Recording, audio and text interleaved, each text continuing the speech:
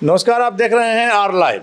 अभी हमारे साथ है शशिकांत जी, जो पटना से डिप्टी मेयर का चुनाव लड़ रहे हैं। इनसे जानेंगे कि यदि ये जीतते हैं तो पटना के विकास के लिए क्या करेंगे, क्योंकि अभी तक तो जनता अपने आप को ठगी महसूस कर रही है।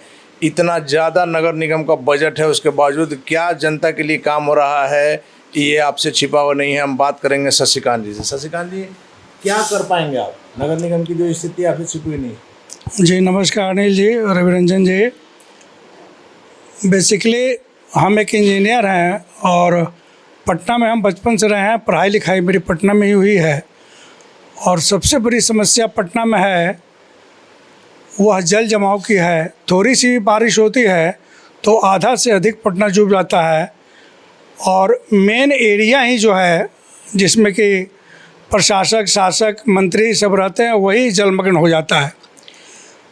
तो इसके लिए हम कुछ विचार किए हुए हैं, कुछ सोचे हुए हैं अपने मन में, वह करेंगे। और अभी भी सरकार कुछ सोच रही है, कुछ करने के निर्णय में है, वो यह करेंगे। दूसरी, नगर निगम की स्कूलों को हम चाहते हैं कि मॉडल स्कूल बने, स्मार्ट स्कूल बने और उसमें पढ़ाई लिखाई अव्वल दर्जे की हो, जिसमें कि अच्छे अच्छे लोग पूंजीपति हों, पढ़े लिखे बुद्धिजीवी के बच्चे भी, कलेक्टर एसपी के बच्चे भी उसमें नामांकन कराने के इच्छुक हों। यह सब हमारी कुछ अवधारणा है जो हम करना चाहते हैं पटना के लिए। मोहल्ले में सड़कों का जो हालत अभी देखे हैं, बाहर की सड़कें चकचक कर रही है, सरकार बाहर के सड़कों पर ध्यान दे रही है, लेकिन नगर निगम का ध्यान कहीं नहीं है। 75 वार्ड में अगर आप मोहल्ला में घूमें तो आप देखेंगे कि सड़कें टूटी हुई हैं, बदहाल है, लेकिन कोई देखने वाला नहीं है। जबकि अरबों का सेंक्शन होता रहता है, पर ईयर करोड़ों से ऊपर हर वार्ड पार्षद को मिलता है, जो आप लोग बेहतर जानते हैं। अनिल जी, आप बेहतर जानते हैं हमसे कि क्या क्या पटना में छुपा हुआ है। यही बात हम कहना चाह रहे हैं शशिकांत जी कि नगर निगम में बजट की कमी नहीं है, सरकार का ध्यान पूरा है। लेकिन ये बात हम हमेशा से कहते आए हैं, हर पार्षद का, हर मेयर के प्रत्याशी का, डिप्टी मेयर के प्रत्याशी जिसका हम इंटरव्यू ले रहे हैं, कि नगर निगम खस्ताहाल है लेकिन पार्षद मालामाल है। ऐसा क्यों? यह सब आजकल का युग में यही चल ही रहा है। लोग राजनीति को व्यवसाय बना लिए हैं और व्यवसाय के रूप में चल रहे हैं। कुछ पैसा खर्चा करें और उसको निकालने के लिए तो वो चोरी चमारी या जो भी अपना करेंगे, पैसा अपना निकालेंगे, कोई भी करेगा। तो जनता को हम यह भी कहना चाह रहे हैं कि आप कम से कम पैसे पर ध्यान मत दीजिए किसी भी प्रतिनिधि के, किसी भी प्रत्याशी का। उनको काम करने का मौका दीजिए, परखिए उनको। आज देखिए, एक छोटी सी एग्जाम्पल देंगे। नमामि गंगे पटना में सब जगह चल रहा है, गैस कनेक्शन चल रहा है। एक बार नमामि गंगे के लिए नाला खोदा जाएगा, दूसरे बार गैस के लिए खोदा जाएगा, और हम प्राइवेट कंपनी में चीफ एग्जीक्यूटिव ऑफिसर तक अपनी यात्रा हमने किया है। अगर हम लोग रहते, और बिहार में भी, पटना में भी इंजीनियरों की टीम कोई अक्षम नहीं है, बहुत ही सक्षम टीम है, बहुत ही अच्छे अच्छे इंजीनियर हैं पटना में। उनका इस्तेमाल कहाँ हो रहा है? लेकिन उनका इस्तेमाल अगर हम ढंग से करें तो सरकारी इंजीनियर भी काबिल तारीफ़ है, वो करेंगे। एक ही नाला खुदेगा और जितनी चीज़ जानी है, गैस जाओ, पानी जाओ, जो भी जाना उस नाले से हम लोग निकाल सकते हैं। शशिकांत जी, यही बात हम करना चाह रहे हैं कि यदि नाला रोड को कोड़ा जा रहा है तो जो भी विकास की योजनाएं हैं, गैस का हो या नाला का हो या जो भी चीज़ हो, कोई टेलीफोन का ही पाइपलाइन जाना हो, तो पहले से अगर सभी विभागों में तालमेल रहेगा तो एक बार सड़क खोदने से पैसे की भी बचत होगी और आम नागरिक जो उस इलाका में बस रहे हैं उनको भी सुविधा होगी।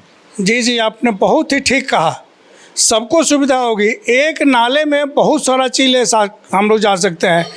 आप देखिए तो फाइबर केबल जा रहा है तो उसके लिए अलग खुदता है, फिर ये जो बताए इसके लिए अलग खुदता है। हम लोग एक बार प्लानिंग करें, सब विभागों में तालमेल बनाएं तो यह समस्या ख़त्म हो जाएगी। यही सड़क को एक साल के अंदर कई बार खुदना पड़ता है।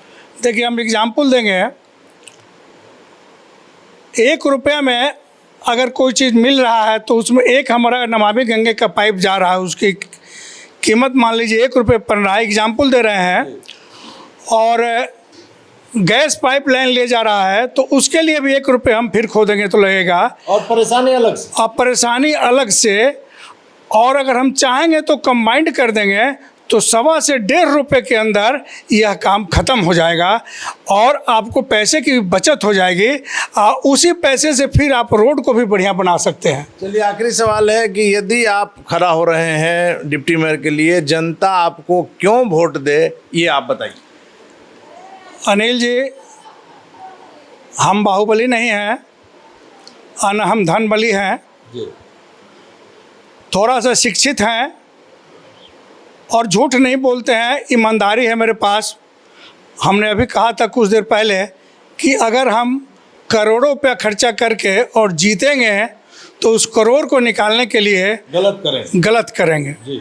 वही आज हो रहा है और सब कर रहे हैं। तो ये जनता को सोचना है और जनता को विचार करना है कि इतने वर्षों से हम लोग भुगत रहे हैं, कम से कम हमें ही नहीं लेकिन किसी अच्छे व्यक्ति को चुनें, जांच परख करें, समय अभी बहुत है, और वोट दें और जिताएं उनको। पहला काम आपका क्या होगा अगर आप जीतते हैं? पहला काम मेरा होगा स्कूल और स्वास्थ्य, हर मोहल्ले में स्कूल और स्वास्थ्य, इसकी मैं व्यवस्था करूंगा सबसे फर्स्ट प्रायोरिटी पर। और तीसरी बात होगी कि जितने कर्मचारी हैं उनका वेतनमान मैं देखूंगा कि किस तरह है, क्यों ये बराबर स्ट्राइक करते हैं, उनके स्ट्राइक के बारे में, वेतन के लिए वो लोग स्ट्राइक करते हैं, इस पर मैं सबसे पहले काम करूंगा। और कर्मचारियों को पहले मैं खुश करूंगा क्योंकि वो बहुत गंदा काम करते हैं जो कोई मनुष्य नहीं कर सकता है, वही है जो करते हैं। तो उनके लिए हम जी जान लगा करके काम करेंगे। चलिए, धन्यवाद आपका। तो ये थे हमारे साथ शशिकांत जी, जो डिप्टी मेयर के लिए पटना से उम्मीदवार हैं। यदि ये खड़ा होते हैं तो आपने साफ शब्दों में सुना कि सबसे पहले कर्मचारियों के लिए करेंगे और शिक्षा और स्वास्थ्य के लिए इनकी सबसे पहली पहल होगा। आगे क्या होगा देखना काफ़ी दिलचस्प होगा। फिलहाल आप बने रहें आर लाइव के साथ।